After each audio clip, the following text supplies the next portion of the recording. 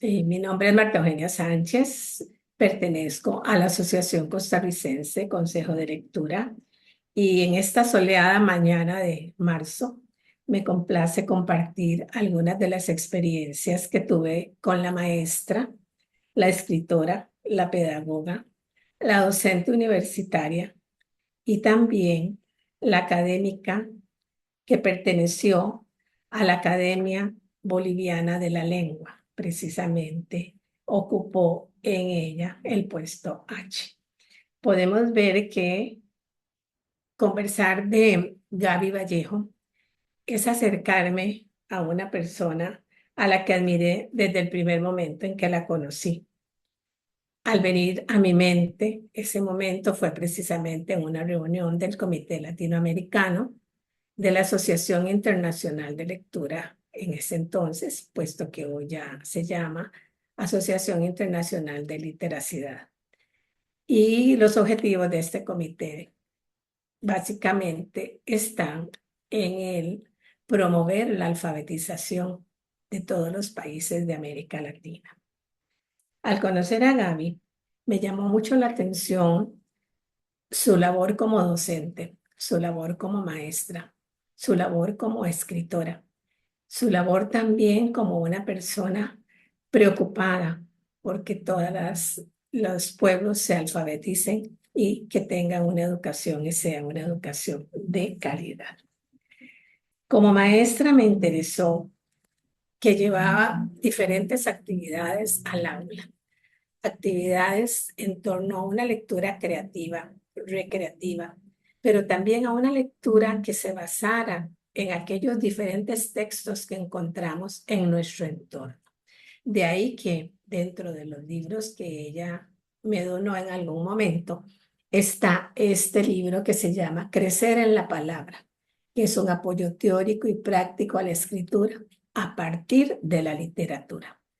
¿Cómo lograr que esos textos literarios que ponemos en manos de nuestros niños, jóvenes y adultos puedan ser interesantes para ellos, les podamos sacar el mayor provecho posible en torno a la lectura y también a la escritura, puesto que debemos de favorecer esas dos habilidades y destrezas? Como vivimos en un mundo letrado, la maestra Vallejo se preocupó siempre por llevar al aula textos como novelas, cuentos, chistes. Podemos ver que anécdotas, biografías, cartas, es decir, toda esa variedad de textos que nosotros encontramos en nuestro entorno. Pero también nos da ideas en este librito acerca de cómo lograr que la escritura a partir de los textos literarios sea una escritura significativa, pero también una escritura creativa. De ahí que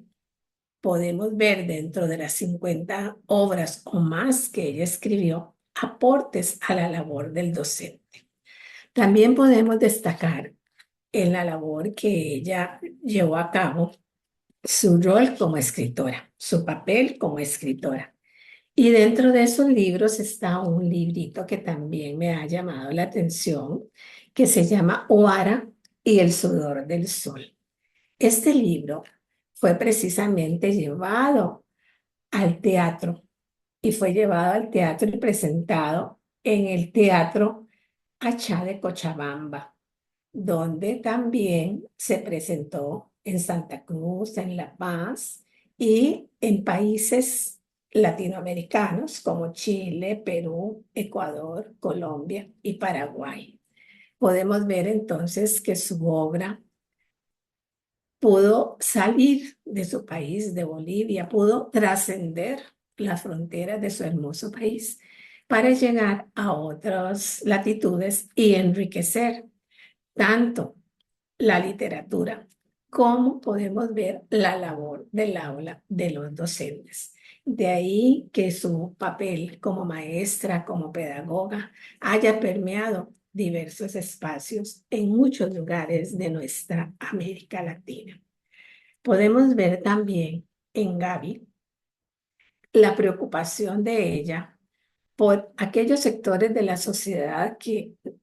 necesitan, digamos, más necesitados de atención, de una educación, pero que sea una educación de calidad, tal y como se menciona en los diferentes, podríamos ver programas, en los diferentes textos que a la hora de ofrecer una educación lo hagamos pensando siempre en que ésta sea de calidad. Y uno de los aspectos que me llamó muchísimo la atención cuando la conocí fue precisamente la creación de una biblioteca, la biblioteca Turo Chapitas. Desde que yo escuché este nombre, ese nombre vino a mi mente y yo decía, ¿qué significado tendrá, verdad?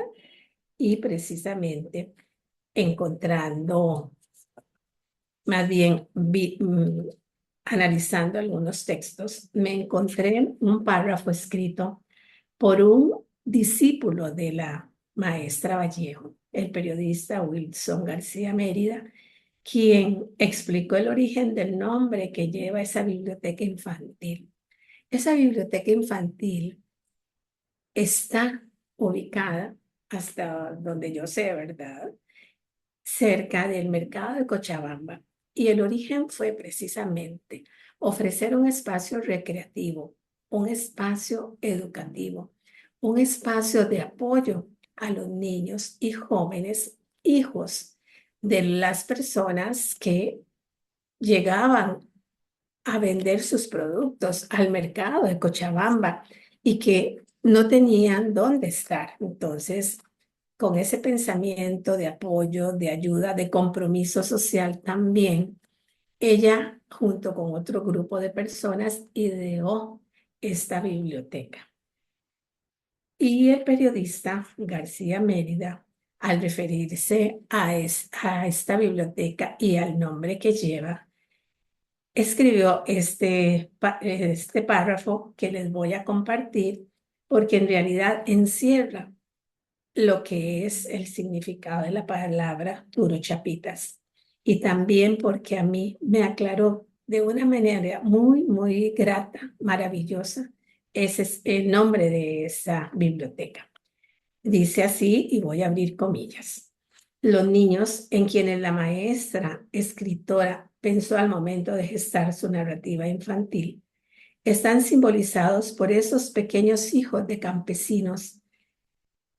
y campesinos del valle y de las punas que tienen la carita curtida por el beso del viento y quemada por el sol altiplánico. Sus mejillas, chapositas, llevan un rosado color barro que intensifica la mirada inocente de sus ojos negros. En lengua quechua se los llama turuchapitas, algo así como mejillitas embarradas. Esas tiernas mejillas de barro, según explica la maestra en sus propias palabras, es lo que tienen los niños pobres en la cara, resultado del viento, de la tierra, del frío, del sol del altiplano, que no se lava con nada. De tal manera que al encontrarme yo con este texto, me imaginé a esos niños deseosos también, ávidos de conocimientos, que el medio del cual ellos procedían se les amplía en ese espacio educativo al tener contacto con libros, al tener también contacto con diferentes personas, al tener contacto con las personas, los voluntarios que facilitan esos procesos de enseñanza y aprendizaje desde ese espacio tan rico en experiencias. Para concluir, yo quisiera dejar un mensaje y es precisamente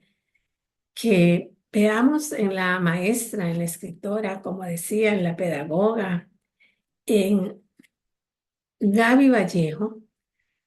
veamos en ella un ejemplo de una pionera, de una alfabetizadora, de una mujer preocupada por que todas las personas logren un nivel óptimo de alfabetización. Y vemos que la alfabetización debe ser un proceso permanente de todos y todas las personas que estamos involucradas no solo con proyectos educativos, sino con proyectos en bien de la sociedad, porque precisamente tenemos el deber de llegar a todos aquellos que necesitan mejorar la lectura y la escritura y que se concrete uno de los derechos universales, uno de los derechos humanos, como es el recibir una educación y una educación de calidad. Y vemos cómo en la maestra Vallejo tenemos ejemplo de colaborar para que un mundo sea cada vez más alfabetizado. Podemos ver que Gaby no solo trabajó en el aula escolar, no solo trabajó en el aula universitaria o en la educación media, sino que también fue a los parques o en la educación media, sino que también fue a aquellos espacios de educación no formal a poner a las personas en contacto con los libros y con los textos. Y con los textos muy diversos, porque encontramos a nuestro alrededor una gran variedad de textos que nos permiten hacer de cada uno de nuestros compañeros, compañeras, podríamos pensar beneficiarios de proyectos, podemos pensar en ellos como cada vez mejores personas. Muchas gracias.